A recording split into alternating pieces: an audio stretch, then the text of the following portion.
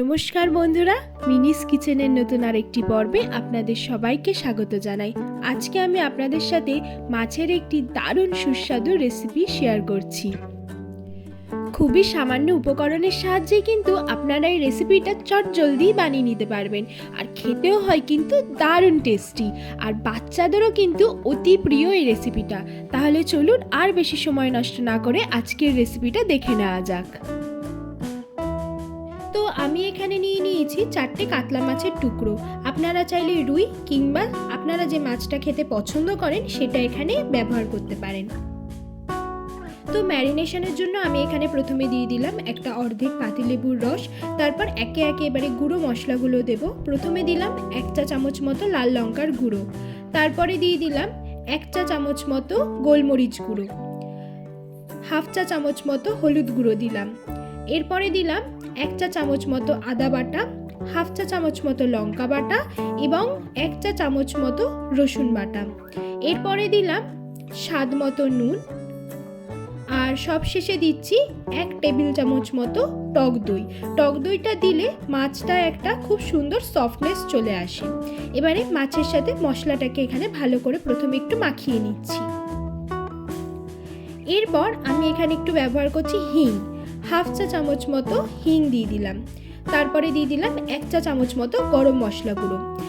এবারে মশলাটাকে মাছের গায়ে ভালো করে রাব করে করে মাখিয়ে নিচ্ছি। মশলা মাখানো হয়ে গেছে। এবারে এটাকে 15 থেকে 20 মিনিটের জন্য আমি ম্যারিনেট করব। এবারে একটা মিক্সার গ্রাইন্ডারে আমি নিয়ে নিয়েছি 50 গ্রাম মতো চিনেবাদাম। বাদামটাকে ভালো করে গুঁড়ো করে নিয়েছি। এখানে একদম মিহি করে কিন্তু বাদামটাকে গুঁড়ো করে নিতে হবে, যাতে কোনো দানা দানা না থাকে। এদিকে মাছটা 15 থেকে 20 মিনিটের মতো ম্যারিনেটও করে নিয়েছি। এবারে আমি দিয়ে দিলাম 2 চা চামচ মতো গুঁড়ো করে রাখা বাদাম। আবারও আমি এখানে ম্যারিনেটেড মাছটাকে বাদাম গুঁড়োর সাথে ভালো করে মিক্স করে নিচ্ছি। আপনারা চাইলে বাদাম গুঁড়োটাকে স্কিপও করতে পারেন, কিন্তু বাদাম গুঁড়োটা দিলে মাছটার মধ্যে একটা আলাদাই ফ্লেভার চলে আসে। এবারে আমি একটা প্লেটে নিয়ে নিচ্ছি 1/2 কাপ মতো মুসুর ডালের বেসন এবং 1/2 কাপ মতো নর্মাল বেসন। তারপরে দিয়ে দিলাম 1 চা চামচ মতো গোলমরিচ গুঁড়ো, স্বাদ মতো নুন এবং 1 চা চামচ মতো লাল লঙ্কার গুঁড়ো। এতে বাইরের কোটিংয়েও কিন্তু একটা আলাদা ফ্লেভার আসবে। তারপর সব কিছু ভালো করে এখানে মিক্স করে নিলাম। এরপর মাছটাকে কোটিং করার পালা। প্রথমে একটা ম্যারিনেটেড মাছের টুকরো নিয়ে বেসনের মধ্যে ভালো করে আমি কোট করে নিচ্ছি। একটু চেপে চেপে কোট করে নিতে হবে।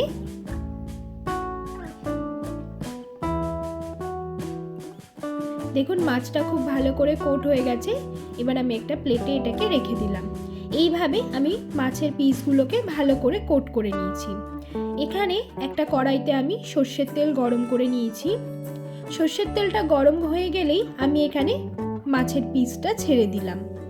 মাছের পিসটাকে আমাদের ডিপ ফ্রাই করে নিতে হবে।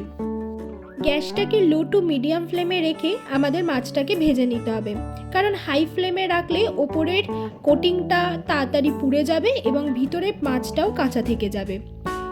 এখানে মাছটাকে আমি এপিট ওপিট করে ভালো করে ভেজে নিচ্ছি।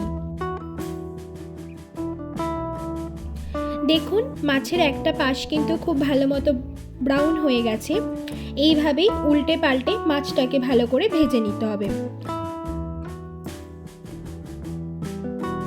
মাছটা কিন্তু সম্পূর্ণ ভাজা হয়ে গেছে। গরম গরম মশলা ফিশ ফ্রাই আমাদের এখানে একদম রেডি।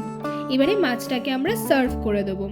গরম গরম রুটি, পরোটা কিংবা প্লেন রাইস অথবা স্টার্টারেও আপনারা মাছটাকে সার্ভ করতে পারেন। আর বাচ্চাদেরও কিন্তু এই রেসিপিটা ভারী পছন্দের। তো আশা করি আজকের রেসিপিটা আপনাদের খুব ভালো লেগেছে। ভালো লাগলে অবশ্যই একটা কমেন্ট করে জানাবেন, আর মিনিস কিচেনকে লাইক, শেয়ার অ্যান্ড সাবস্ক্রাইব করে দেওয়ার অনুরোধ রইল।